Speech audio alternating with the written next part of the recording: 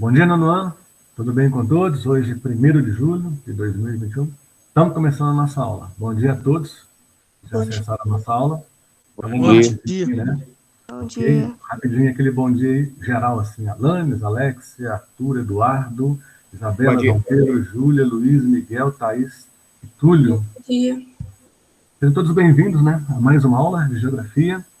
Então, aí, né, com a nossa matéria em andamento, e recordando, né, caso meu Meet trave, podem interagir entre vocês conversando sobre o assunto, tá bom? Só para lembrá-los aí que é importante essa participação e vocês estarem interagindo. Nosso assunto, então, é esse aí hoje, potências regionais. Temos aí China, Japão e Índia. Hoje ficaremos com a China, porque a China tem aí um contexto, né, de informações assim que nos chama a atenção com relação à sua localização, aspectos naturais, aspectos históricos, né? Essa figura que vocês estão vendo aí, o Mao Tse-tung, revolucionou a China, tá? No momento em que ele esteve no poder, a gente vai falar isso agora, tá? E outras informações aí que vão somando aí juntamente a economia. Já digo para vocês que China hoje é uma preocupação norte-americana, tá? Em função aí, né, de ser essa potência de investimentos e de crescimento. Então, nós temos duas regiões autônomas dentro da China, Hong Kong e Macau. Foram possessões europeias no passado, e após a sua independência, ao se tornar região autônoma dentro da China, assim, cidades que são chamadas até mesmo, são metrópoles, grandes cidades, são consideradas quase países dentro da própria China. Isso chama atenção pelo crescimento, pela infraestrutura e pela potencialidade, né, de produção, de acúmulo de riqueza, tanto que uma delas, né, pelo seu crescimento, é chamada assim da Las Vegas chinesa, né? Las Vegas é uma cidade importante norte-americana, dos cassinos, dos jogos, do turismo, e isso está acontecendo, a título de curiosidade, nessas duas cidades aí, em destaque, daqui a pouco a gente vai falar. Mas tudo tem a ver, então, com essa participação histórica do Mao Tse-tung, que foi um líder buscando aí implantar aí as ideias socialistas, ou seja, o comunismo. A gente entende por comunismo um sistema em que tudo é único, partido e outras curiosidades que a gente vai ver, e até mesmo a questão da sociedade ser igual, não ter rico, não ter pobre, é aquela mesma ideia, seja, todos iguais, né? Mas a gente sabe que isso na teoria está ali, mas na prática não acontece. Foi o que aconteceu com o fim da União Soviética, quando o socialismo, após a Revolução Russa de 1917, e criação da URSS, que é a União das Repúblicas Socialistas Soviéticas, em 1922, até a década de 80, o socialismo predominou, né, nessa organização. Mas em função aí, da prática ser diferente da teoria, o socialismo não deu certo, a ideia da sociedade igual, né, não foi de fato praticada, muita pobreza e uma série de coisas que, insatisfação da população, isso resultou então no fim do socialismo. É um processo que já falamos e podemos falar quando assim for necessário. Então vamos ao que interessa. China. Primeiro ponto aí, com relação à questão da China, vai ser só a localização. Eu só quero dar uma conferida rapidamente aqui, os alunos já presentes, para a gente confirmar aqui a presença, né? Então vamos lá, Lanes, Alex, Arthur, Eduardo, Isabela, João Pedro, Júlia, Lara. Oi. Bom dia, Lara. E você acessou agora, né, praticamente. Então, ok? Vamos lá, então. Ao fundo, o trem passa aqui no meu bairro, cortando a nossa cidade e fazendo o progresso, né, acontecer. Então, vamos lá, pessoal. De acordo com a nossa apresentação, estamos na página 48, tá? Quem estiver com o livro em mãos, acompanha, e também, ao mesmo tempo, visualizando a nossa apresentação. Então, uma pergunta muito fácil para começar. Qual é o país que vamos hoje falar, estudar? China. China, beleza.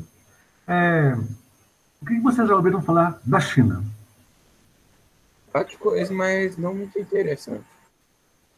Ok. Muitas ilhas, Hum, muita tecnologia, muito desenvolvimento. sim. E uma preocupação para os Estados Unidos na atualidade, tá?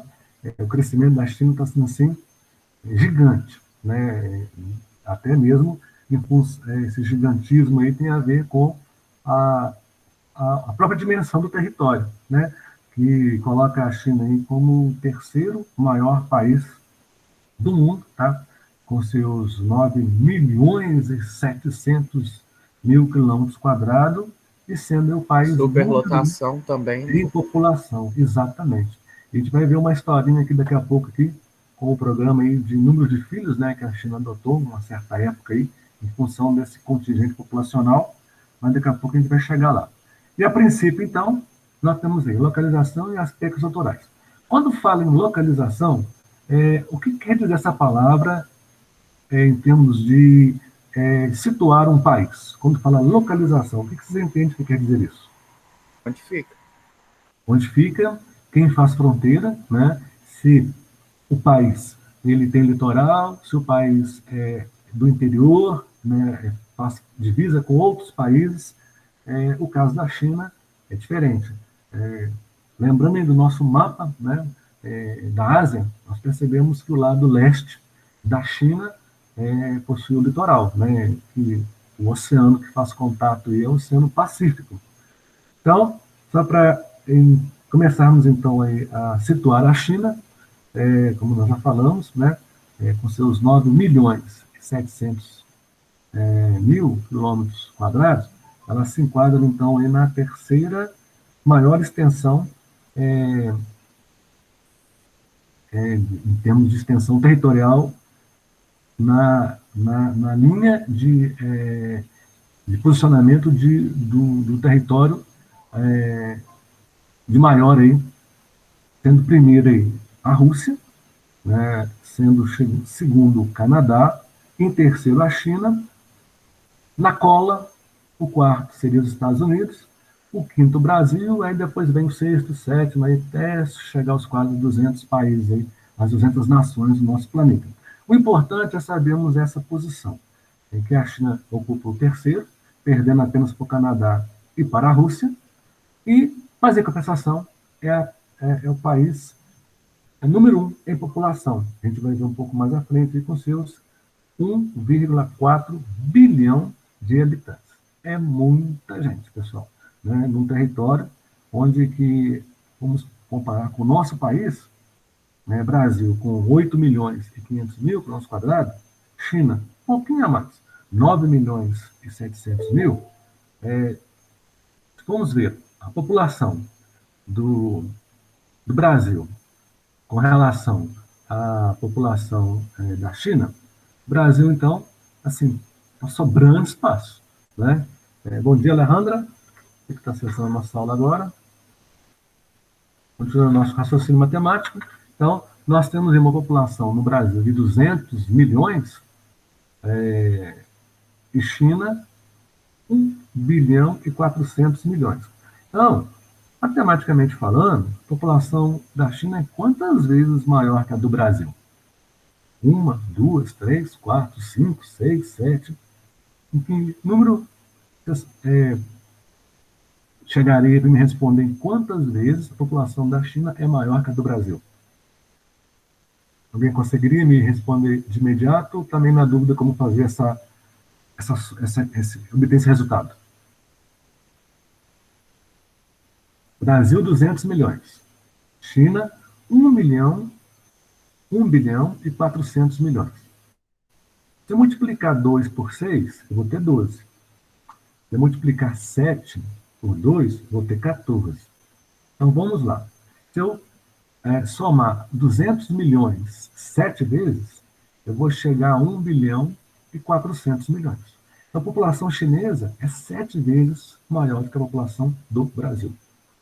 E o território brasileiro, um pouquinho menor do território chinês. Então, no nosso país, nós temos praticamente assim, uma concentração da população no litoral, ao longo do litoral, né? Mas um vazio no nosso interior. Né? Vocês já estudaram isso, devem estar se recordando. Voltando à China, então vamos lá. Já sabemos a sua extensão, já sabemos a sua população. Com relação a fronteiras, deixa eu só começar a nos situar aqui, que esse momento agora a gente vai só situar ponto, fazer as observações mais importantes, depois nós vamos começar a interagir, como vocês sabem que eu gosto de fazer a participação de vocês acontecer. Então, vamos lá. China. Para começar, né, ela está na parte leste. Na parte leste, localizada no hemisfério oriental, então, ou seja, ela está no hemisfério oriental e, ao mesmo tempo, na parte leste da Ásia. É a terceira maior extensão e a maior população absoluta do mundo, chegando ao patamar de 1,4 bilhão, ou seja, 1 bilhão e 400 milhões de habitantes. Ou seja, essa população 7 vezes maior que a do Brasil. Tá? E as fronteiras, né, os limites aí que ela faz. Ela se encontra no leste da Ásia, né, banhada pelo Oceano Pacífico, tá? E aí está o grande fator que faz a China hoje ser essa potência. O fato dela ter litoral muito extenso no leste facilita, né, a chegada de produtos.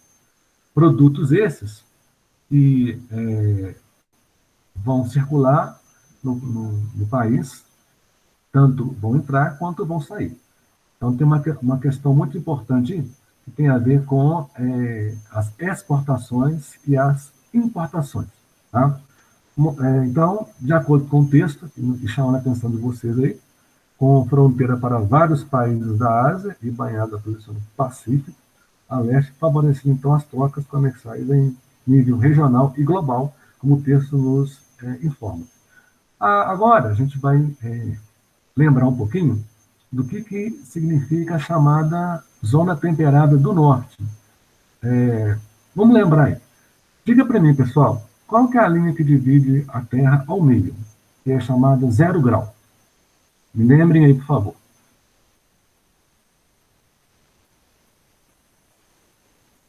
Alguém lembra qual que é a linha que divide a Terra ao meio?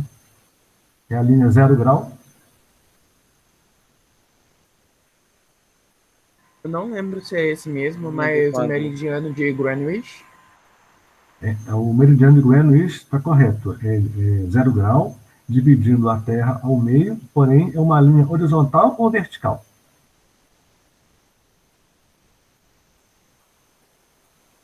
É uma linha em pé. Significa que ela é horizontal ou que ela é vertical?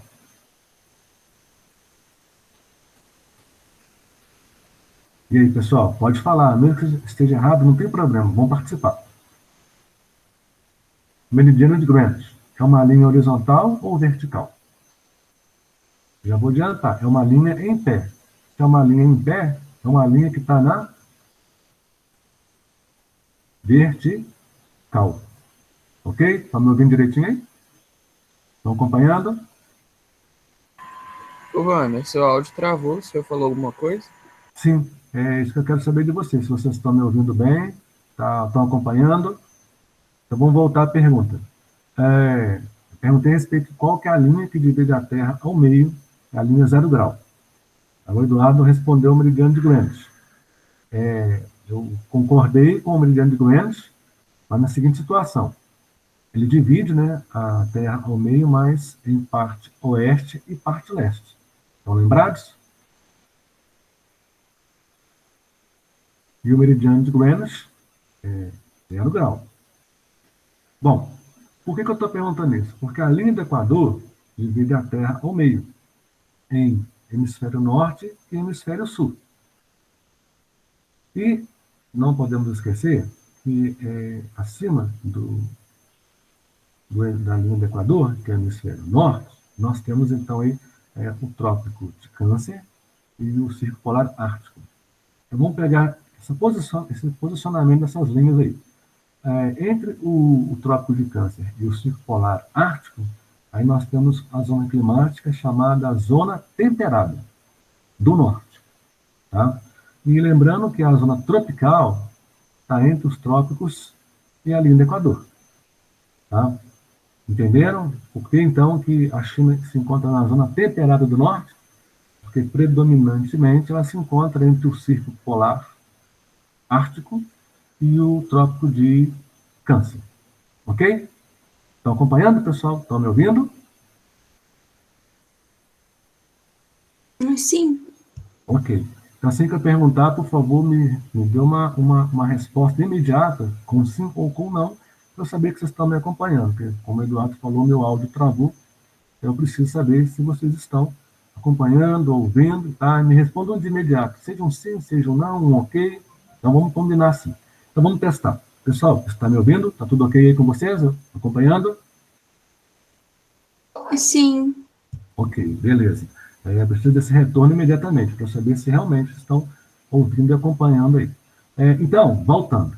A questão aí, né, da China está na zona temperada do norte, é porque a China está entre o Círculo Polar Ártico e o Trópico de Câncer. Então, essa parte do hemisfério norte é chamada de zona temperada do norte, tá bom? E lembrando que a zona temperada do sul se encontra no hemisfério sul, entre o Trópico de Capricórnio e o Círculo Polar Antártico. Ok? Então vamos lembrar rapidamente dessa questão aí, climática aí, que envolve o nosso planeta em função das linhas imaginárias, né, formando as zonas climáticas de acordo com a inclinação dos raios solares até essas localidades em função do nosso planeta, né, ser arredondado na sua parte equatorial e achatado nos polos. Nós já estudamos isso aí em épocas passadas, lá no sexto ano, com aquelas setinhas, né, mostrando como é que os raios solares chegam até a superfície terrestre em função do formato do nosso planeta, que não é um círculo, não é uma bola, não é redondo, isso em formato geóide. Ele é arredondado na sua parte equatorial e vai se achatando, né, nos polos aí, nessas extremidades aí. Então, zona temperada do norte é onde se encontra a China, com o clima, aí sim, com o clima temperado, tá? E aquela parte que já está abaixo do Trópico de Câncer, dentro do espaço entre o Trópico de Câncer e linha do Equador, é parte tropical. Não acontece.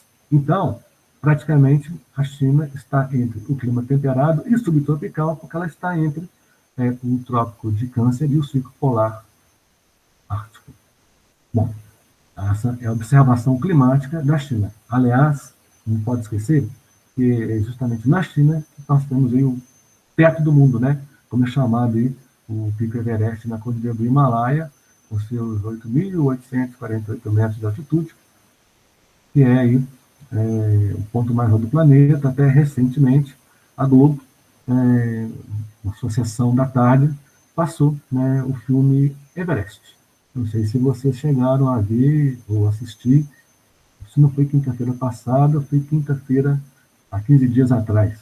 Eu sei que foi uma quinta-feira, eu até ia comentar com vocês, e acabou que passou, a nossa aula acabou, e depois que eu lembrei, já não era mais interessante, porque o dia já estava se acabando, né? E o filme já tinha passado. Mas vocês ouviram comentário desse filme, Everest, que foi exibido na sessão da tarde há uns 15 dias atrás, mais ou menos? Alguém percebeu, viu, já assistiu? O que vocês me falam disso?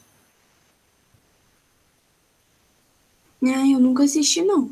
Eu também não. Também não.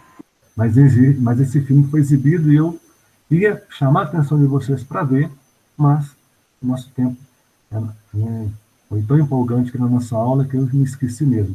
Mas vocês podem, né, buscar no YouTube aí, né, Everest, o filme, tá?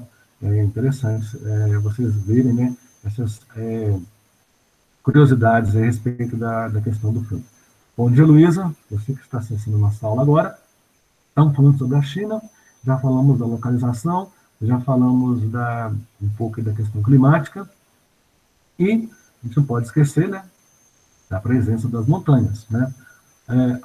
Onde tem montanhas, tem aí o clima frio de montanha, né? Mas também temos uma questão que nos chama a atenção, o deserto.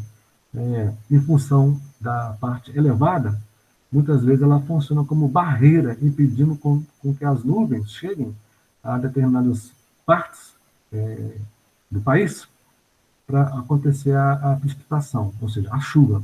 Então, por incrível que pareça, as montanhas servem também de barreiras, e aí formam os desertos.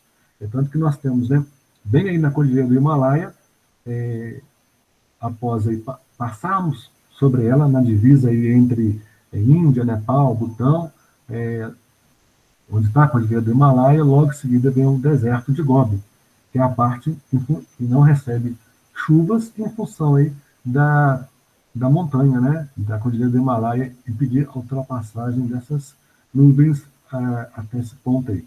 É o mesmo que acontece no Brasil, né, como nós temos o Planalto da Borborema, não sei se vocês recordam, lá na região do Agreste, né, do Sertão, aqui no Brasil, esse Planalto da Borborema, ele impede que as nuvens também mais pesadas, né, úmidas, cheguem até o sertão. É mais ou menos essa ideia que eu passo e vocês vão recordando aí com o tempo. Bom, uma outra coisa importante também, que a gente chama a atenção de vocês, tem a ver então aí, clima árido, semiárido e o frio de montanhas, que fazem parte desse conjunto aí de características em função da altitude, que aí resulta em regiões secas, digamos. E isso na porção oeste. Tá? Na porção sudeste, onde se encontra ali Índia, Laos, Vietnã, Singapura, Myanmar, nós temos aí a chamada ação das monções. E isso tem a ver também com a ocorrência dos tufões, né? Tufão, furacão, tempestade, tudo muito semelhante. A característica que eles têm realmente de vendaval, dependendo da força de destruição, tá? E com relação às monções, nós temos uma explicação dela aí no nosso texto. Gostaria que qualquer aluno poderia ler para nós aí o que são as monções. Quem gostaria de ler?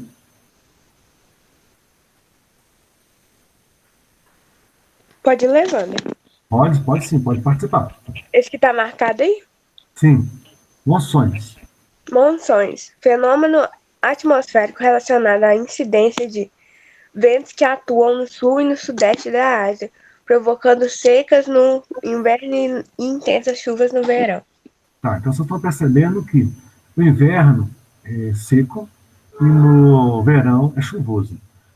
Até lembra um pouco a nossa realidade aqui, porque nós temos 4 estações do ano, né, bem definidas. Nós temos um verão quente e chuvoso aqui no Brasil. Nós temos um inverno frio e seco, é o que nós estamos vivenciando no momento, né?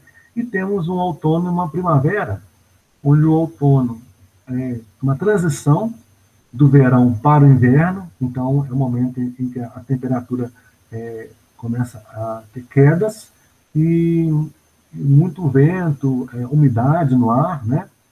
Isso no outono. E na primavera é a transição do inverno para o verão. A temperatura já começa elevando, né? É tanto que, só para vocês lembrarem, eu chamar a atenção de vocês num exemplo prático, nosso inverno iniciou agora em 21 de junho, e a previsão é para terminar em 21, 23 de setembro. E justamente em setembro, a gente já percebe a temperatura elevando. É justamente o início da primavera, transição para o verão, que é em 21 de dezembro. Né? Que é o nosso verão, um verão quente e chuvoso, aqui no hemisfério sul, porque no hemisfério norte é o contrário, é inverno, né? E aí faz todo aquele clima de Natal, né? Nos países do norte, acima da linha do Equador, onde será inverno nesses países e o Natal fica com tudo aquele clima, né? Neve, temperatura baixa, tudo aquilo que a gente vê nos filmes de TV, né? Lembrando aí, marcando aí a questão do clima e da data. E por falar em clima e data, então as monções influenciam também nas condições climáticas da China, em função de ser bem fiéis aí, né? A questão e também aproveitando aí o exemplo aí das estações do ano, como o próprio texto nos informa, né? Um inverno seco, lembra um pouquinho da gente aqui, e um verão quente e chuvoso. Que lembra também os nossos exemplos aqui que eu citei para vocês. Então, monções são isso aí, tá? É quando acontece com mais intensidade um inverno seco e um verão chuvoso, tá? Com relação à questão da hidrografia, a gente está falando de rios, né? E o que nos chama a atenção, antes de eu falar da hidrografia, só para fechar a questão do clima, envolvendo a altitude do relevo, nós não podemos esquecer que a China está na zona temperada do norte, com influência dos climas temperados e subtropical, nas 4 estações do ano bem definidas, como eu já exemplifiquei aqui para vocês. No nosso país também é o mesmo que acontece. E monções é quando fica mais intenso, seca e mais intenso as chuvas. E dá alagamentos mesmo, tá, gente? E, fechando a ideia aí da questão do relevo, montanhas e desertos também interferem nas características climáticas. Então, aí na porção oeste, clima árido, semiárido e frio de alta montanha, e na costa oeste, ocorrência, então, dos tufões e o extremo sul também, sujeito à ação das monções que a gente acabou de mencionar. E a hidrografia, então, assim, para a gente fechar essa parte aí dos aspectos naturais, a gente está percebendo, então, de acordo com o texto, né, que a hidrografia ela é mal distribuída pelo território, com rios extensos e caudalosos, favorecendo a produção de energia elétrica. Quando fala em rios extensos, são aqueles então, que percorrem grande trecho do país. E caudalosos são rios com volume de água. Tá? Esse volume de água acontece justamente na época das grandes chuvas, né? Quando as monções estão mais intensa. Então, muita chuva, muito volume de água, tá? Isso, né, alimenta as hidrelétricas. E por falar em alimentar as hidrelétricas, que chegam águas até elas através dos rios principais, aí, que é o rio Yangtze-Kiang, que é um rio que a gente mencionou lá naquele mapinha da Ásia físico, e aí esse rio está em destaque lá, que é o rio Yangtze-Kiang, tem o rio Huanghe também, são rios importantes, e esses rios alimentam hoje eu posso falar, a maior usina hidrelétrica do mundo, que é de 3 gargantas, que está localizada na China. E essa usina hidrelétrica, hoje, ela supera a de Itaipu, aqui no Brasil. Que até então, a de Itaipu era maior. Após a construção, então, aí, da usina hidrelétrica de 3 gargantas na China, passou a ser, então, a maior em volume d'água de produção de energia no mundo, que está localizada na China. Até nesse aspecto, a China também avançou, né? Em desenvolvimento de infraestrutura, que é muito importante para os grandes negócios que lá existem. E falar em grandes negócios, só para conferir aí, bom dia, Emily, que acabou de acessar a nossa aula. Deixa eu só fazer uma rápida conferência aqui, que a Alexa Vitória já acessou. Ainda não. A Lívia, vamos ver se a Lívia já acessou a nossa aula. Também não. E Luísa. A Luísa, sim. Bom dia, Luísa. Bom dia. Fiz a permissão lá e esqueci de dar o seu bom dia. Então, aguardamos aí a Alexa Vitória e Lívia, para completar os 100% de participação aí. Então, pessoal, voltando aí, né, as questões aí físicas aí da Ásia, Então, um exemplo aí, né, está nos rios extensos e caudalosos, lembrando que esses rios, né, ganham volume d'água com o derretimento do gelo, né, da cordilheira do Wander, posso ler esse próximo Himalaia. parágrafo? Tem, Lara, sim, você vai participar, Lara. Vamos Isso. lá. São os aspectos históricos, né? Então, só para fechar essa questão aqui da hidrografia, tá? Rios extensos e caudalosos, né? Isso alimenta as águas do rio Yangtze-Kiang, tá? E então, nós temos destaque aí para a usina de Três Gargantas. E fechando o relevo marcado, então, de acordo com a informação do nosso texto aqui, vamos lá, o relevo, e tem as suas marcas. Então, nós temos planícies na parte leste, onde estão os rios, o rio Yangtze-Kiang, o rio Huanghe, e já na porção sul-oeste, nós temos, então, as cadeias de montanha, né, que é justamente ali na parte sul da China, que está a cordilheira do Himalaia, e oeste nós temos aí Planaltos. Aliás, no norte nós temos Planalto. Porção sul e oeste nós temos as cadeias de montanha. Tudo isso, pessoal, tá, faz parte aí daquele mapa físico que vocês, né, receberam, e eu já visualizei, eu envio de cada um. Tem comentários a fazer, mas vou fazer isso individual no momento oportuno, tá, com o trabalho desses mapas enviados aí. Já digo, temos que melhorar a apresentação. Mas isso eu vou conversar em particular depois com cada um, tá bom? Aspectos históricos. A Lara, então, mencionou querer participar de uma leitura. Então, Lara, você pode fazer a leitura desses 2 parágrafos para nós aqui, que nós temos informação muito importante sobre eles, envolvendo essa história milenar, de mais de 1000 anos aí de história do povo chinês. Vamos lá, Lara.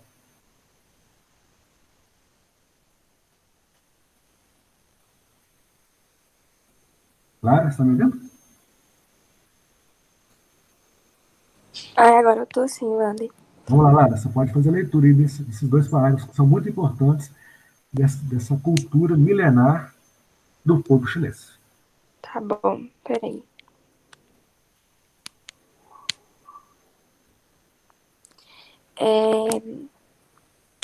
A China apresenta uma cultura milenar que permaneceu isolada por longos anos e cujas tradições se mantêm fortes. Até no início do século XX, o país foi marcado pela ascensão. Ai, peraí, que tá sumindo toda hora. Pela ascensão e pelo declínio de dinástias, além de ter sido alvo do neocolonialismo. É assim que fala, Vânia? Sim, neocolonialismo. Europeu no século XIX. Conflitos com a Inglaterra, como a Guerra de Ópio, 1839 a 1860, e com o Japão, levaram à perda de parte de seu território, provocando desestruturação econômica e revoltas nacionalistas reprimidas por outras nações. Ok. Então, o que a Lara acabou de fazer a leitura para nós tem pontos importantíssimos. Primeiro, nós estamos falando, né, de um povo de cultura milenar. Né? Significa, então, que as tradições eram entre eles. Eles não tinham uma aproximação com outras culturas, a não ser a sua própria. Então, por isso que se manteve forte. E, até o século XIX, né, a região era praticamente assim, determinada por impérios, que são as dinastias daquela época, até a China ser alvo, então, do imperialismo europeu, que é o chamado neocolonialismo, no século XIX. Então, a China, ela praticamente era um local onde eles estavam isolados e se isolavam do restante. Então, eles não tinham contato com outras culturas e, ao mesmo tempo, fazendo com que a sua não fosse, de forma alguma, tido alguma intervenção de outra. Mas, como vocês sabem, como o nosso país foi colonizado pelos portugueses, país europeu, a África, da mesma forma, a Ásia também não fugiu à regra. Nós já vimos isso na aula passada a respeito dessa dominação aí, imperialista de países europeus sobre a Ásia, como os ingleses, os franceses, até os portugueses, dentre outros aí. E a China, então, ela foi dominada, né, durante o século XIX pelos ingleses, perdendo esse isolamento. Com a chegada dos ingleses, houve uma dominação por questão de busca, né, de mercado consumidor, de matéria-prima, de mão de obra barata, tanto que os ingleses, né, tentaram, através da guerra do ópio, que foi de 39 a 60, fazer com que a China levasse uma certa dependência pelo consumo, né, desse entorpecente produzido aí pela planta do ópio. Por isso a guerra, né, o negócio era acabar com isso aí, para que os chineses, então, não ficassem tão dependentes e aceitando todas as imposições inglesas. O negócio era acabar com essa dependência e fazer os chineses entenderem que eles têm que se libertar desse domínio inglês. Por isso, então, que lá na China também tem uma parcela da população que fala inglês também em função disso aí. Então, pessoal, são fatos do passado que não contribuíram para o desenvolvimento da China. E essa não contribuição, essa dominação, fez com que a população começasse a perceber que deveria ter mudanças. E essas mudanças, então, vão acontecer logo em seguida. Aí. Então, só para recordar rapidamente a minha fala e a leitura da Lara, então, como eu disse, né, a China apresenta uma cultura milenar, ela foi isolada aí por fortes tradições, anos e mais anos. Até o século XIX, as dinastias, né, passaram a ser alvo aí do imperialismo, isso tudo aí, assim que os ingleses, ou seja, assim que os europeus, os ingleses, chegam na China no século XIX, perturbando aí, ao longo do século XX, todo o dinamismo chinês. E, então, para lembrar que a China era isolada. Os ingleses chegam no século XIX e fazem toda a mudança ao longo do século XX. E vai ser justamente ao longo do século XX que a gente percebe, então, que não só a China, mas o Japão também, né? A gente vai falar disso mais para frente, na próxima aula. Perdem parte do seu território, e aí o resultado provocando aí destruição econômica e revoltas nacionalistas reprimidas por outras nações. Pode falar. A Lívia mandou te avisar que a internet dela tá muito ruim. Tá ok. Mas aí nós estamos aí, né, gravando a nossa aula, depois ela pode então acessar. Legal, tá? Fala com ela que eu recebi a sua informação e que depois então ela pode acessar a nossa aula aí pelo nosso grupo, pelo canal do colégio, tá bom? Beleza. Então, pessoal, diante dessas perdas, a população então começa a se revoltar, né? É o sentimento nacionalista.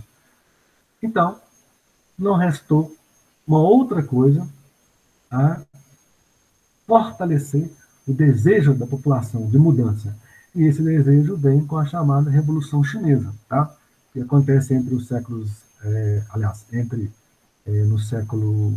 1911 e 1912, onde nós estamos no século já XX, nesse início do século XX, tá? Essa revolução, né, coloca fim ao Império, né, entre 1911 e 1912, acaba-se o Império, e é criado, então, logo em seguida, né, já anos depois, em 1921, aquele partido, segundinho, aquele partido queria mudar tudo, partido esse que tem essa imagem desse líder que a gente vai falar dele agora. Oi, pode participar? Posso. Qual é a pergunta? Pergunta minha? Isso, qual é a sua pergunta?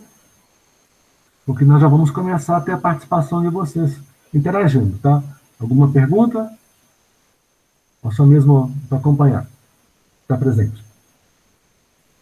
Então, vamos lá. Então, pessoal, a partir do fim do Império, né, só resultou...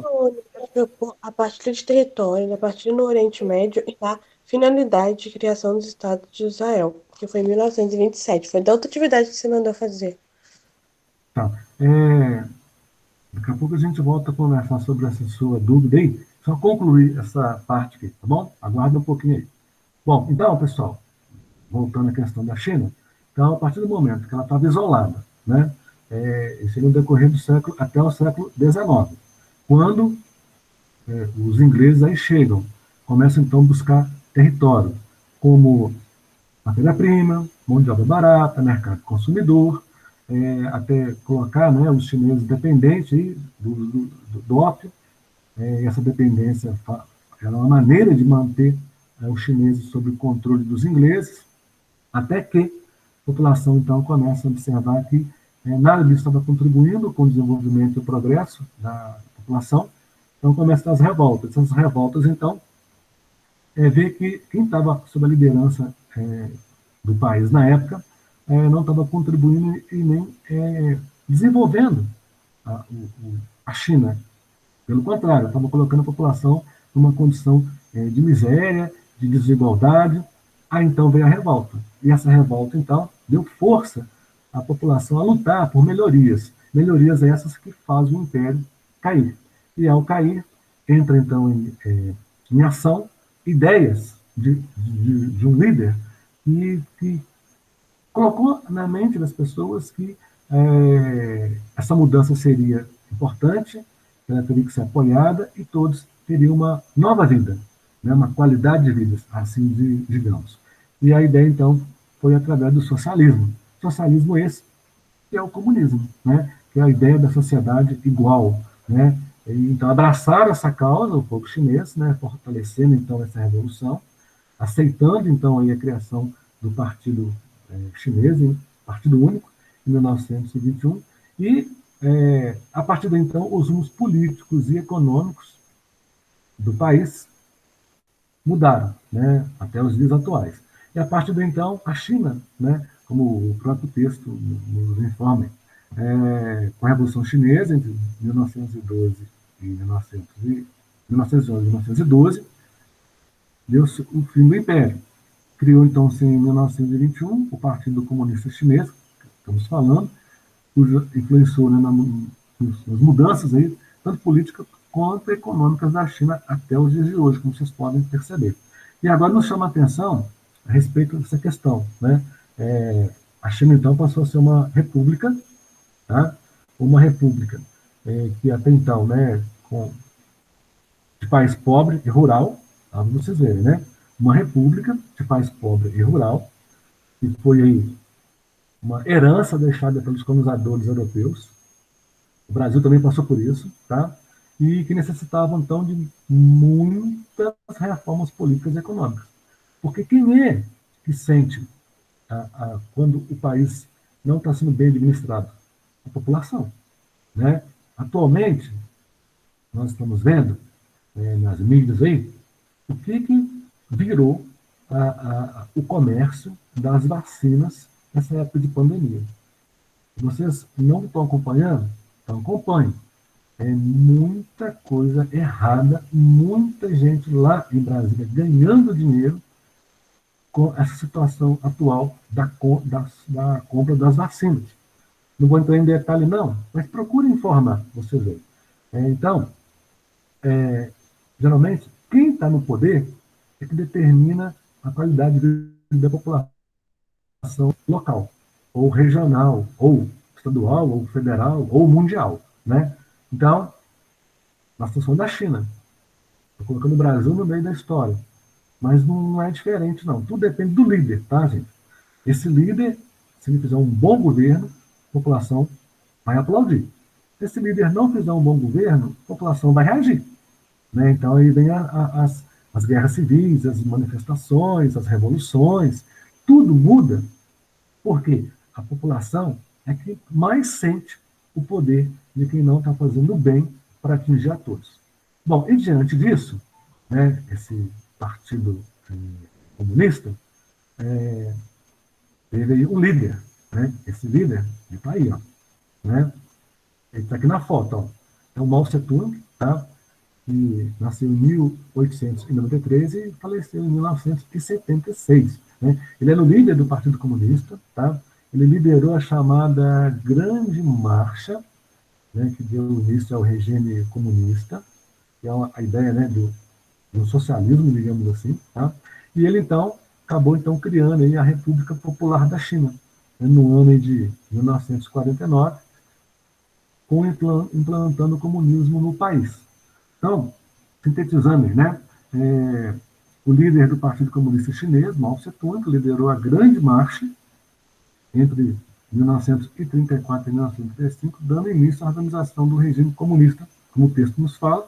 Esse movimento culminou, então, com a proclamação da República Popular da China em 1994, como o texto informa, quando foi implantado, então, o comunismo no país.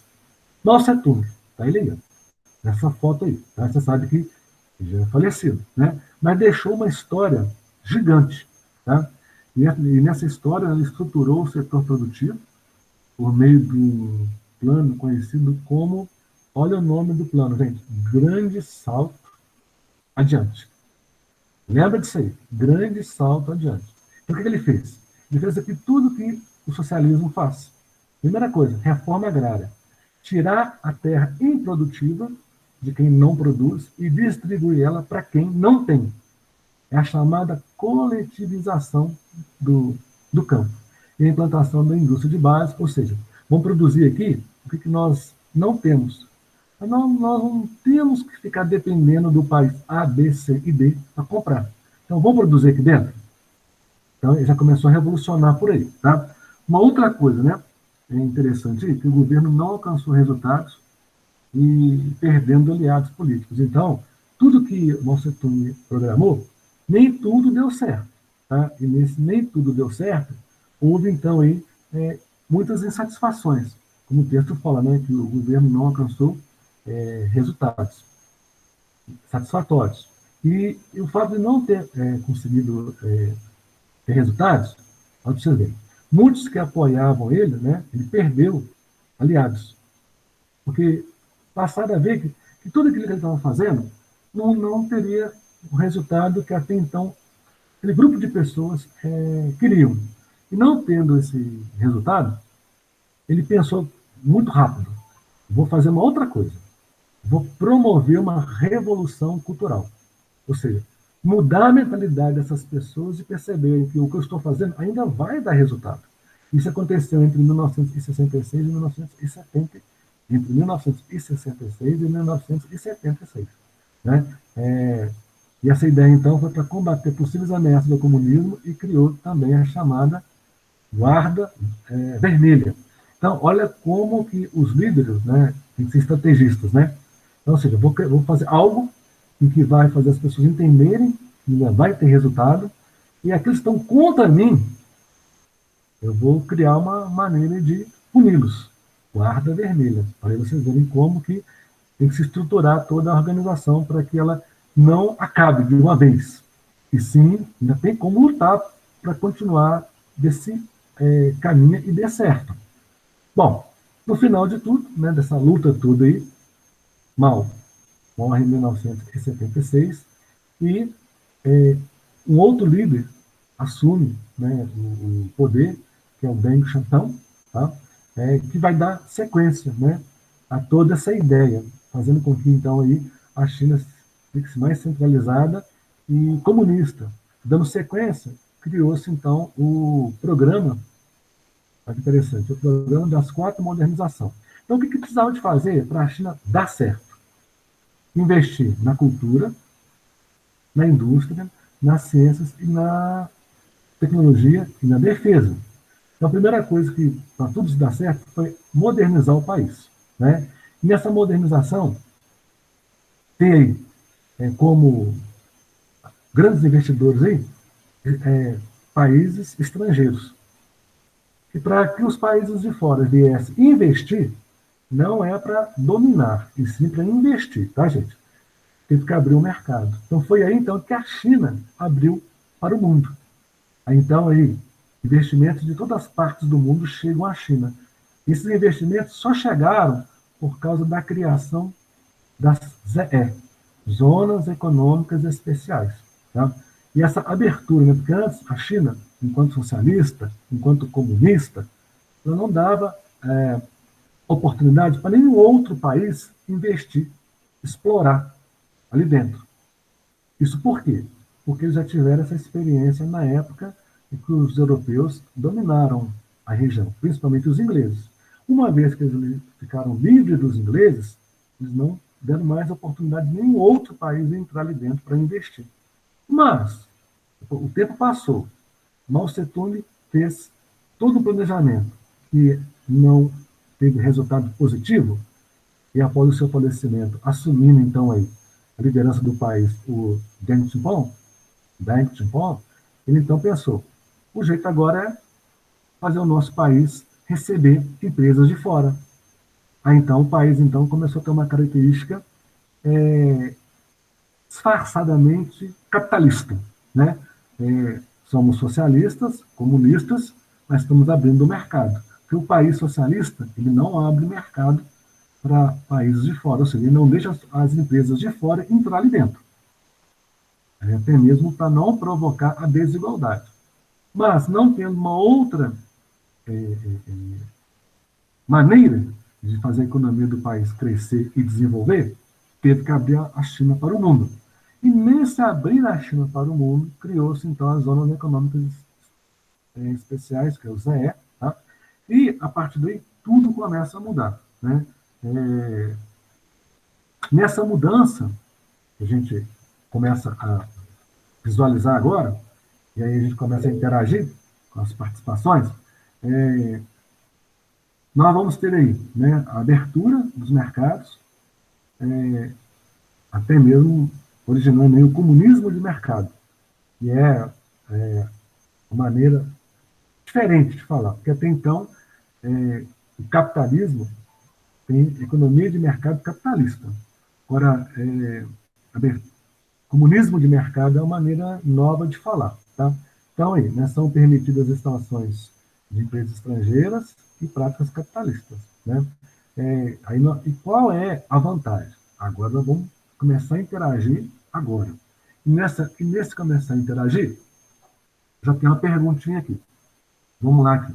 Lembrando, pessoal, que foi na década de 80 que aconteceu a abertura da economia chinesa com a criação das ZE. Na década de 80, tá? Já no governo do Deng Xiaoping. É uma continuação da linha de pensamento do Mao Tse-tung. Tá? Vamos lá, então, aí. Alanis. Vamos lá, Alanis, participar? Uhum. Vamos lá, Alanis. Já ouvi que você também ouviu. Vamos lá, Alanis. Quais são as vantagens da instalação de empresas estrangeiras e as práticas capitalistas nas zonas econômicas especiais? Olha, você vai ler para nós esse aqui. Ó. É só mudar aqui um pouquinho o tom aqui, para a gente ter uma diversidade de tons. Vamos lá, então. Então, Alanis, aqui está a resposta da pergunta, vou voltar, tá? Quais são as vantagens da instalação de empresas estrangeiras e as práticas capitalistas nas zonas econômicas especiais, ZE? E aí, sim, você pode ler para nós as vantagens aí, por favor. Alanis. As vantagens se destacam: localização na costa leste do território, facilitando o escoamento da produção, mão de obra numerosa e barata, fácil acesso à matéria-prima e recursos naturais, além de amplo mercado consumidor. Ok. Estão vendo? A mudança começa aí. E essa mudança é percebida, né, quando a gente tem esse mapinha aí, ó, principalmente as linhas traçadas aí, que são as ferrovias. Estão vendo? Então, nós temos aí uma comunicação, né, de várias partes aí, a leste da China. Lembrando, né, que nós estamos aí vendo as chamadas zonas econômicas especiais, que é as ZE, Hong Kong, e outras mais aí, né, que vão aparecendo aí, esses nomes aí, são vários nomes aí. Hong Kong é mais tranquilo, depois Xi'an, Zulu, Zhangjiakou, Kingston, Tianjin, e por aí vai, né, esses nomes aí. Bom, é um mapinha interessante que nos chama a atenção. E já convoco aí agora a Alejandra. Alejandra, vamos lá para a segunda participação? Oi, vamos. Vamos lá, então. A sua participação é essa aqui, Alejandra. Vamos lá. Questão aí 2. Deixa eu só... Questão 2. O crescimento econômico da China ocorreu com as ZES, que são as chamadas Zonas Econômicas Especiais, que marcou a inserção da China no mercado internacional, ampliando as trocas comerciais. Ok. Então, agora eu pergunto, Alejandro, o que levaram às exportações? Você vai me responder aqui, ó. Vou marcar aqui. E aí, qual é a resposta que nós fomos selecionados aí?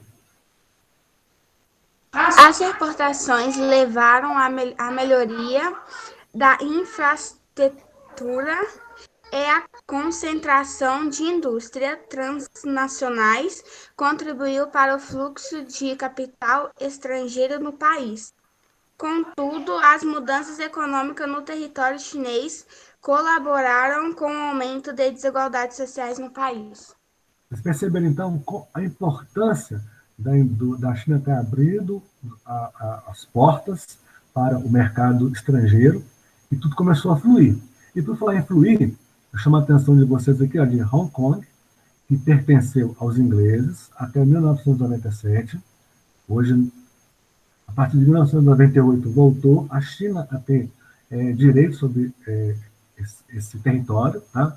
Macau pertenceu aos portugueses até 1999. A partir dessa data, Macau volta a ter um território autônomo dentro da China. Tá?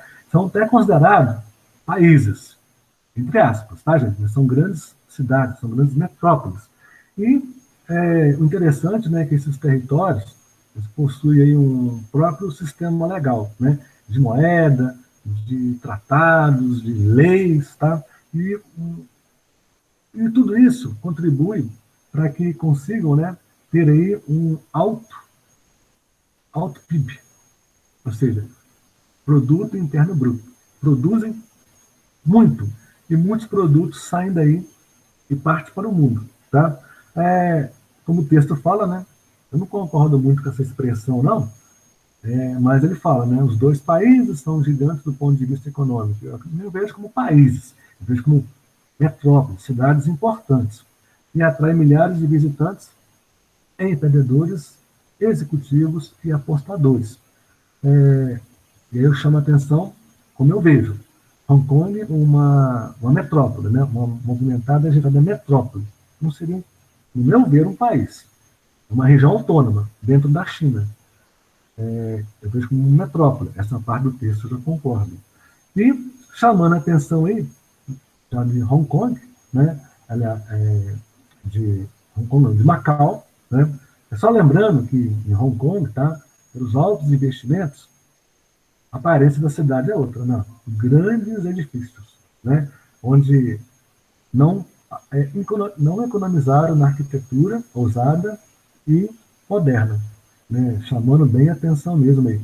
Tanto durante o dia quanto à noite. Durante o dia, aquela movimentação. À noite, a mesma movimentação e com aquela luminosidade que os prédios produzem, que atraem e chamam a atenção. Então, falamos, então, rapidamente de Hong Kong, que você fala o inglês predominantemente. Em Macau, você fala o português, né? Em Macau, um pouco do português, né? Tem o mandarim, que é o chinês.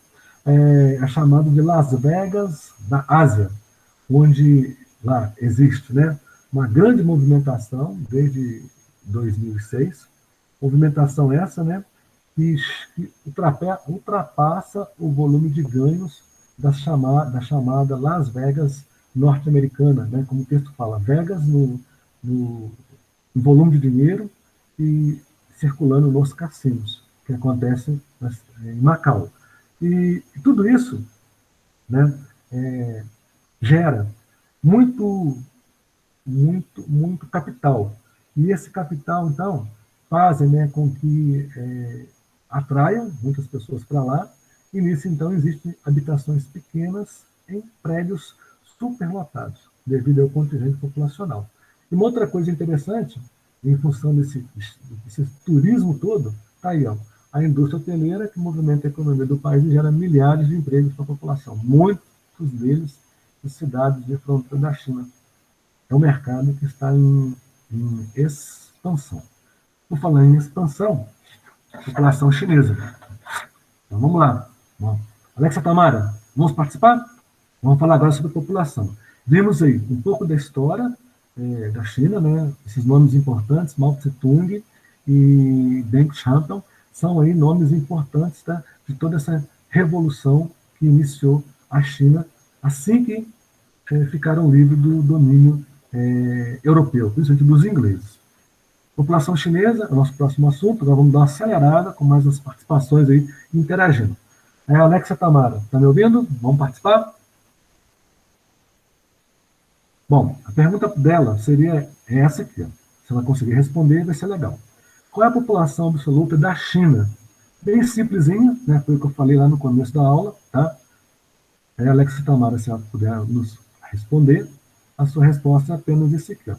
Mais de 1,4 bilhão de habitantes, ou seja, 1 bilhão e 400 milhões, uma população 7 vezes maior que a do Brasil.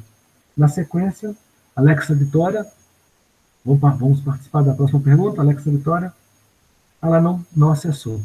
Né? Então vamos lá. A pergunta dela seria como está distribuída a população chinesa na sequência do nosso material. Vamos ver então qual que seria a resposta. Vamos lá então aqui na resposta aqui. Quando eu pergunto, né, como está distribuída a população chinesa? No nosso material didático, lá na página 50, nós temos informação. Ele já não deve estar, não acessou a nossa aula ainda, né, Alexa Vitória. Então a resposta dela seria a parte aqui, ó. Em função das características do relevo, já sabemos, né? A porção oeste do país, áreas montanhosas e desérticas, e a maior parte da população concentra-se nas planícies aluviais e costeiras.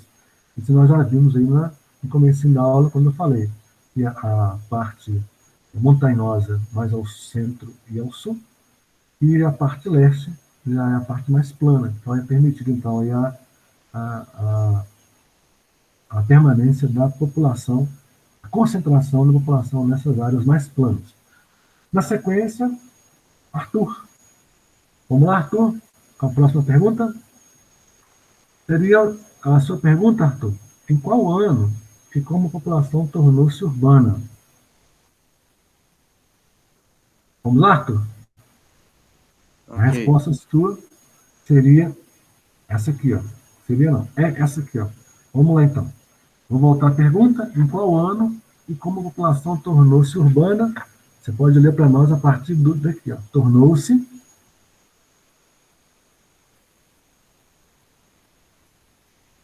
Não sei se o Arthur conseguiu me ouvir. Superior a rural somente em 2011, com o aumento das migrações para a cidade em função da abertura da economia de mercado adotada no país.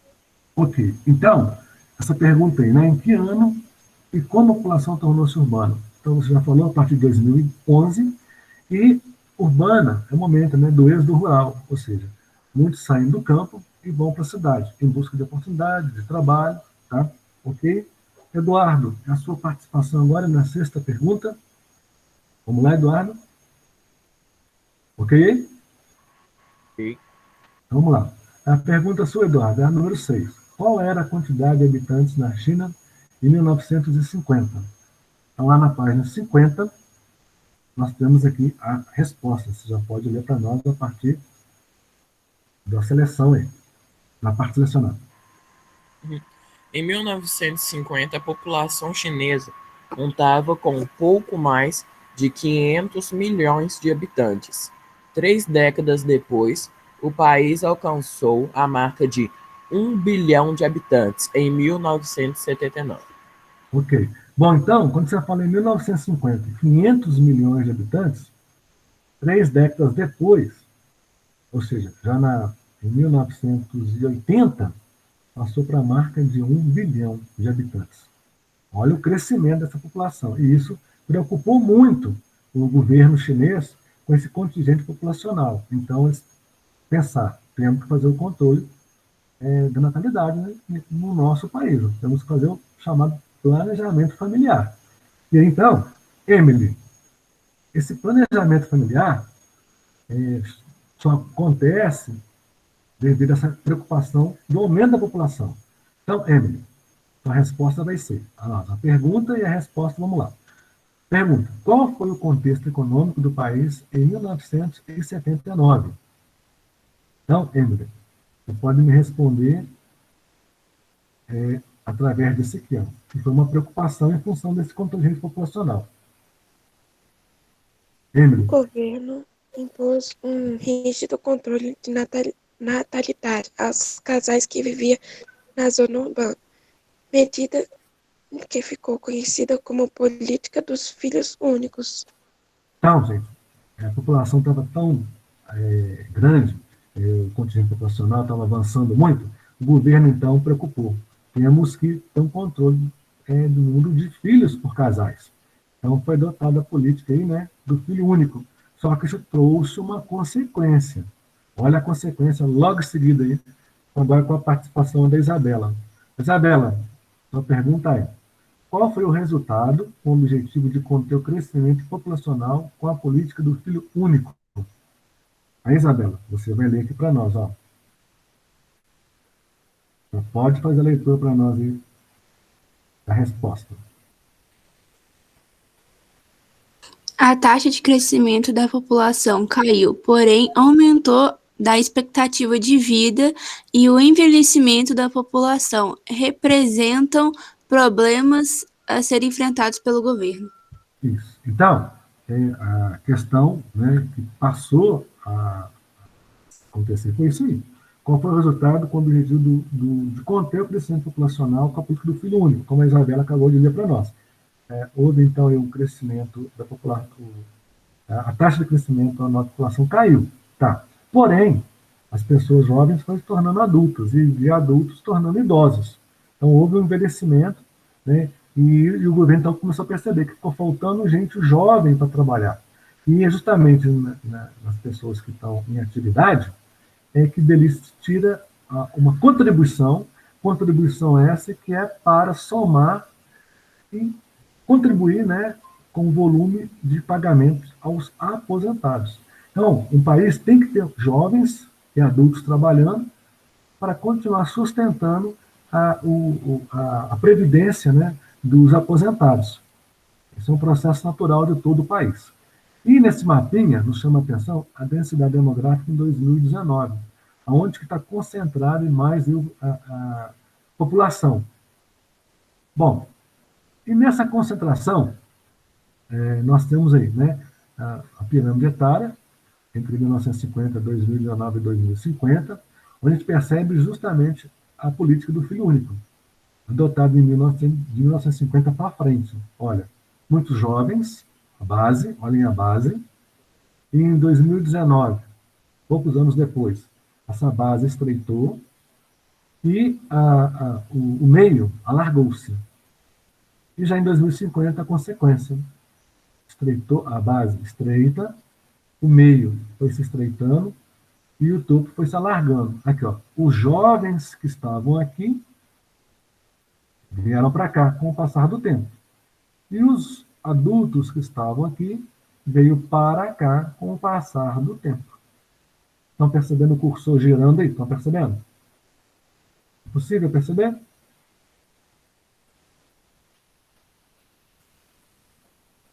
É possível, pessoal, perceber o cursor girando aí na pirâmide etária de 2050?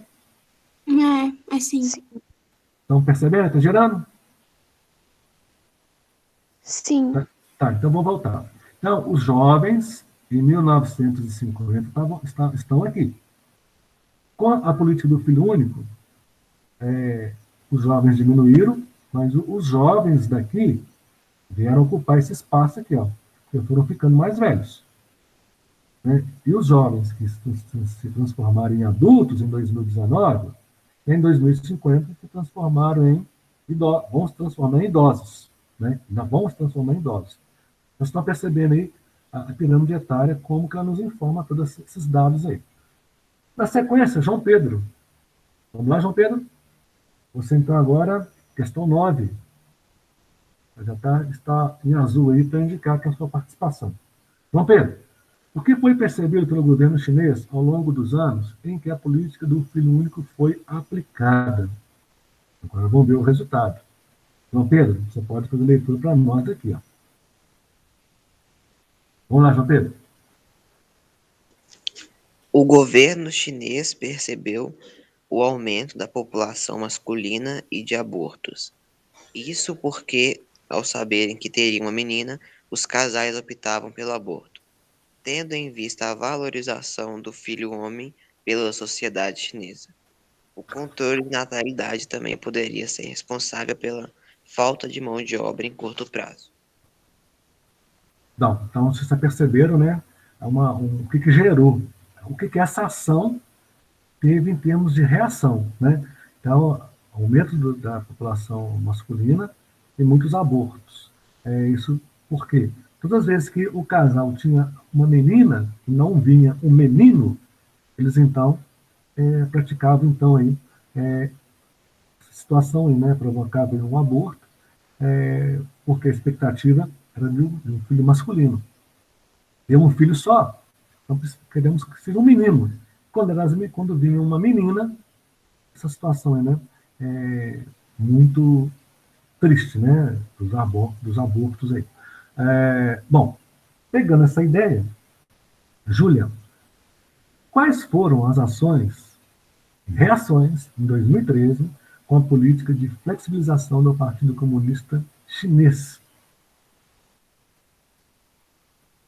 Aí, Júlia, você pode ler para nós essa parte aqui. Ó. Com isso, em 2013, o Partido Comunista Chinês flexibilizou a política permitindo 2 filhos por casal, acabando de vez com essa medida em 2015. No entanto, observou-se um baixo impacto dessa mudança, considerando o alto custo para criar. Ok. Então, percebendo então todo esse contingente de situações aí, o Partido Comunista então percebeu, vamos ter que acabar com essa política, porque isso está gerando aí uma série de problemas, principalmente nessa atitude dos casais em provocar abortos, sabendo que o primeiro filho era uma menina e não um menino, né? Então, em função desse controle da natalidade, também poderia ser responsável pela falta de mão de obra em curto prazo. Então, dentro disso, em 2013, o Partido Comunista pensou, vamos mudar essa ideia, só que essa ação teve uma reação, né? E observou-se, então, um baixo impacto da mudança, considerando o alto custo para criar um filho na China. Então, a partir do momento, né, que você passa a ter mais filhos, começam os compromissos também ir aumentando aí no orçamento familiar. E, diante disso, na sequência, a Lara, gostaria que você me respondesse a seguinte pergunta. O que foi estimado pela Comissão de População e Planejamento Familiar da China sem a adoção das medidas de controle de natalidade?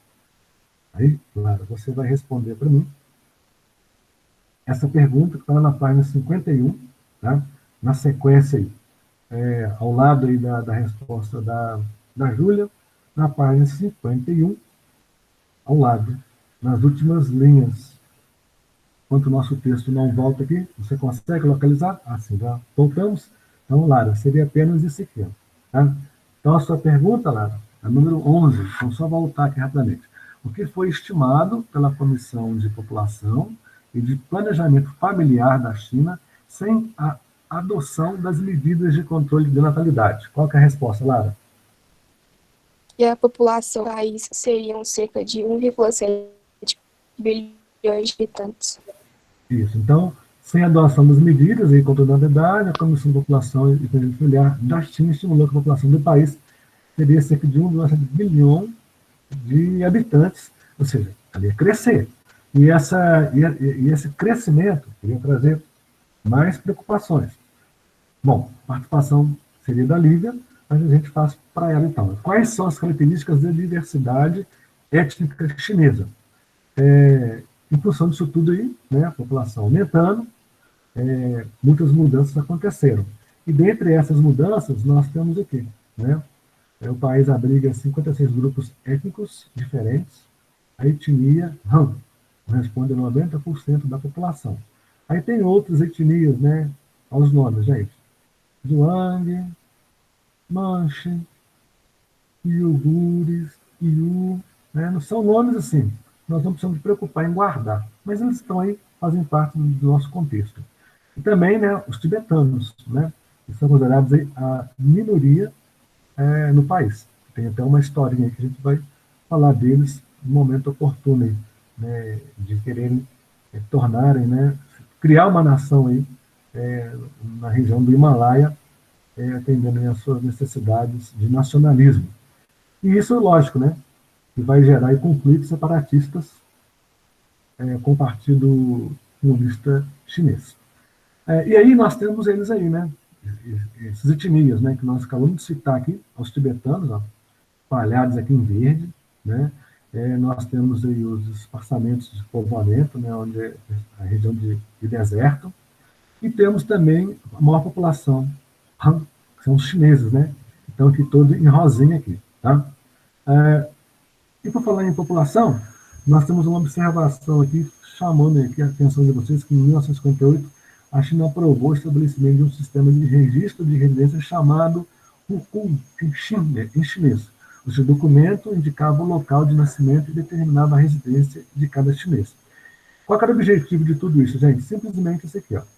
Era conter a migração da população para as áreas urbanas do país e colaborar com a política de industrialização sem urbanização do país. Era uma forma, né, de concentrar a população e dominar para que não fique se migrando, né, de um lado para o outro.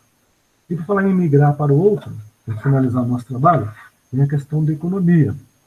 Falando em economia, vamos então aí com o Luiz. Luiz, sua participação aqui na pergunta número 13. Qual condição o crescimento econômico chinês garantiu ao país? Aí nós temos aqui, ó, a condição aqui, ó. Você pode ler para nós aí, Luiz. Seria essa parte aqui já selecionada.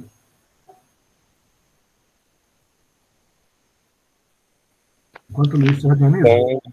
De principal exportador de produtos eletrônicos, o que permitiu estabelecer trocas comerciais com um grande número de países.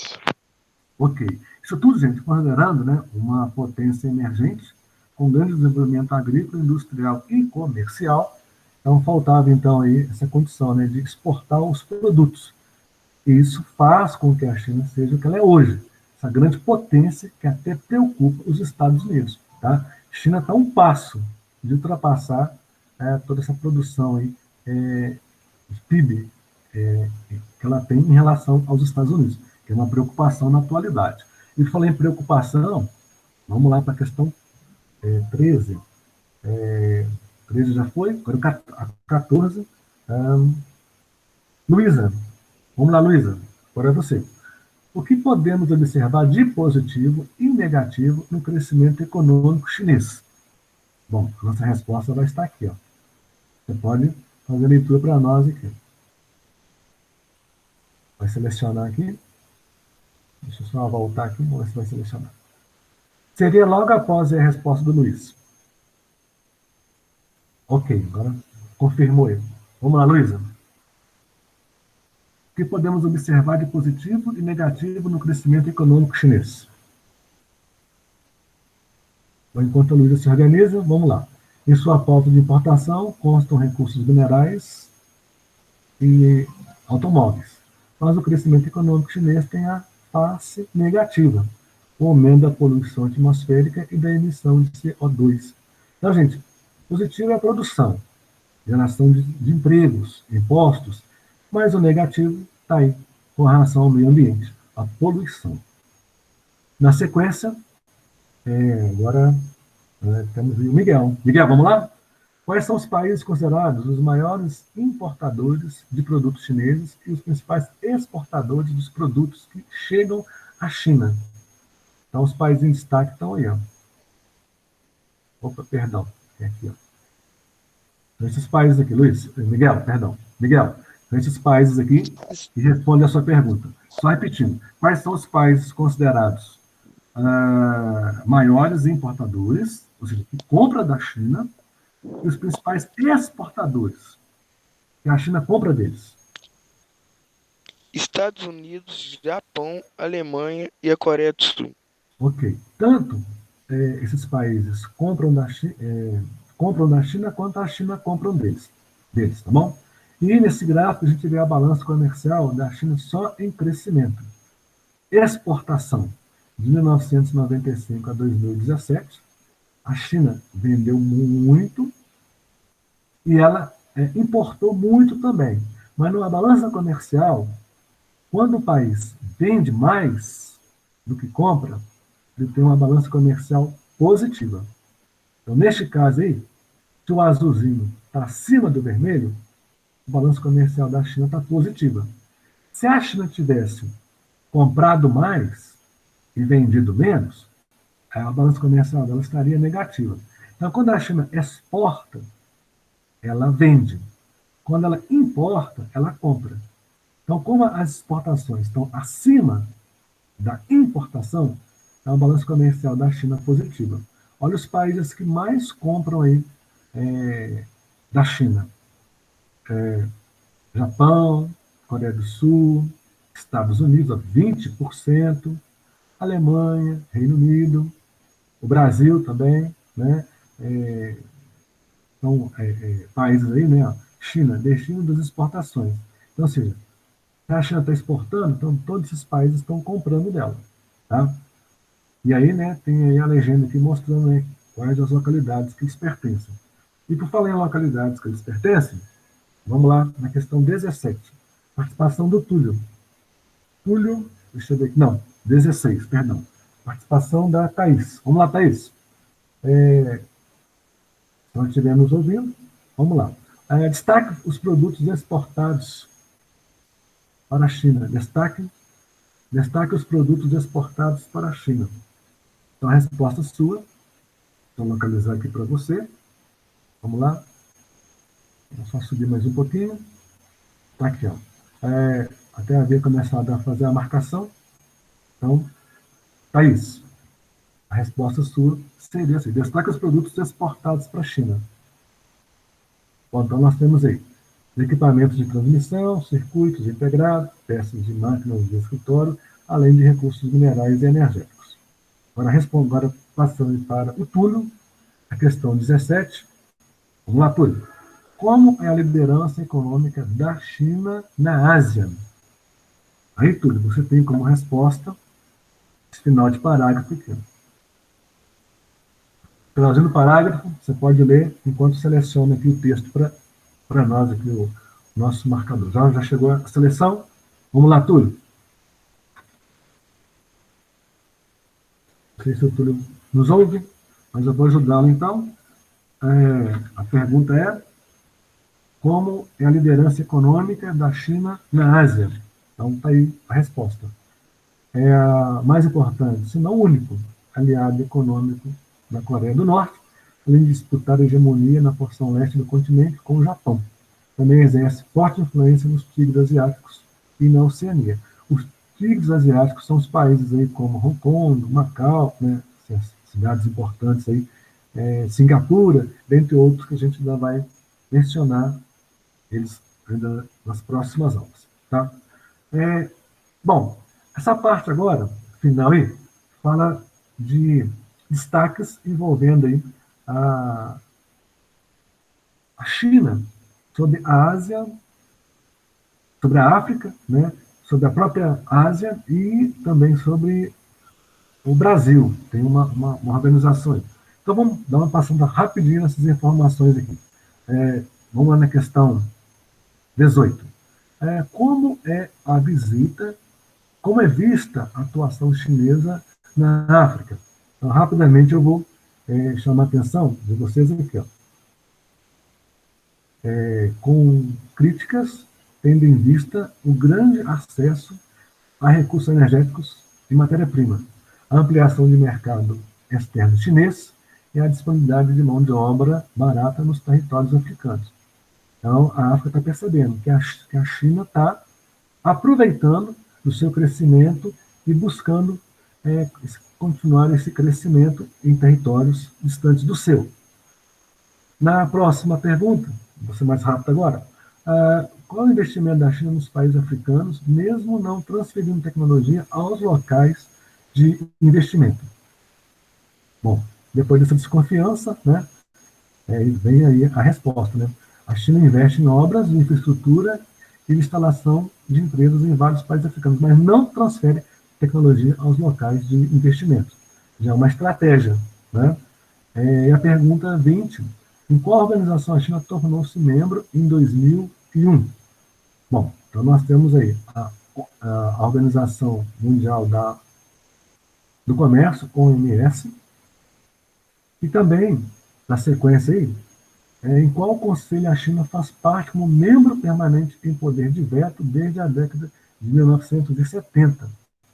Então, uma outra importância que a China tem em fazer parte do Conselho de Segurança das Nações Unidas. E para somar mais poder, né, a questão 22, quais blocos econômicos a China participa em nível regional? Então, esses seriam os blocos aí, ó. Blocos econômicos chamados de APEC, que é a Cooperação Econômica da Ásia do Pacífico, e a ASEM, Associação das Nações do Sudeste Asiático. E já respondendo à questão 23, qual é a organização de países emergentes que a China integra? Então já está aqui, ó, BRICS. Essa organização de economias emergentes, tá?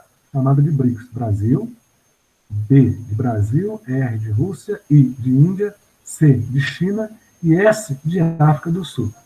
Então, vocês verem, né, como é que está a dominação aí. Já na 24, as trocas comerciais com o Brasil tornaram-se mais expressivas na década de 2000. Como é hoje a parceria comercial da China com o Brasil? Bom, interessante essa pergunta, né, pessoal? Olha aí. Olha o que o texto nos fala.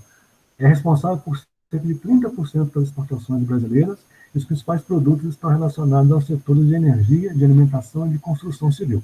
Também é considerado uma das principais fontes de investimento estrangeiro no Brasil, atuando nos setores de infraestrutura, energia, óleo, gás e participação nos setores financeiros, de serviços e de inovação. Nesse gráfico, nós percebemos justamente essa questão aí dos números, né? Ó. China investimento no Brasil. A China investe aí na extração de petróleo, também na questão da extração de energia. E como é que a gente percebe isso aí? A gente justamente aqui na questão 25, né? Quais são os recursos naturais que ainda hoje ocupam maior produção e lugar na base da matriz energética do país? Oi, pode perguntar. A Luísa mandou te falar que a internet dela tá muito ruim. Quem que deu o recado? Quem que deu o recado aí? A Luísa. Ok. Então vamos lá então para finalizar a 25. A China é o país com maior produção de carvão mineral e ocupa o segundo lugar na produção de petróleo e gás natural. Na sequência, como ocorre a exploração do carvão mineral, que é a base do uso das indústrias siderúrgicas chinesas. Aí eu chamo a atenção de vocês com relação a essa parte aqui, ó, tá? Que é muito preocupante, né? A sua exploração ocorre de maneira irregular, a céu aberto, o que colabora intensamente para o agravamento da poluição atmosférica e da emissão de gases carbônicos. Para encerrar, qual investimento do governo chinês busca para a produção ao combater minas com exploração inadequadas?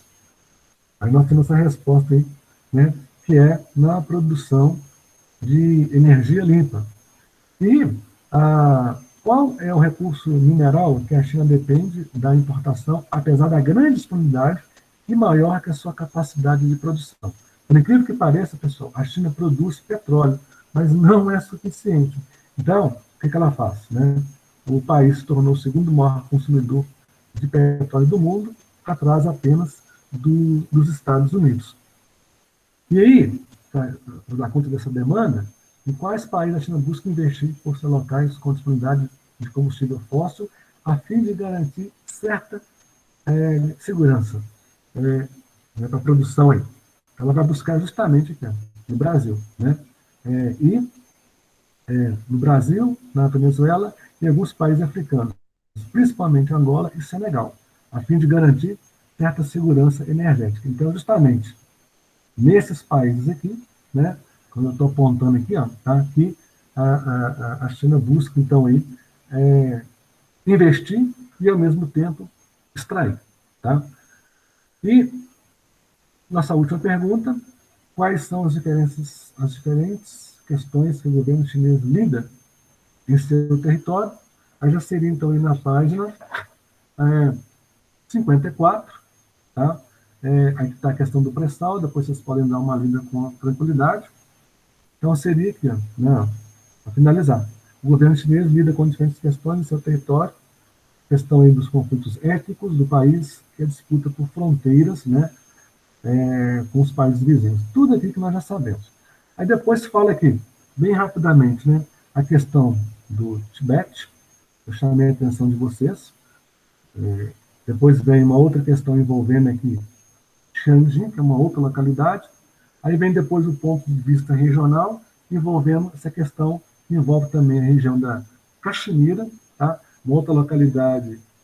E fechando, então, aí, a ideia da questão, né, do Partido Comunista aí, que tem meio a uma guerra comercial com os Estados Unidos. Os dois países representam as duas maiores economias do mundo, tarifas impostas a produtos chineses, discursos protecionistas e ameaças de rompimento de acordo entre os países são estratégias para dificultar a importação para o território chinês.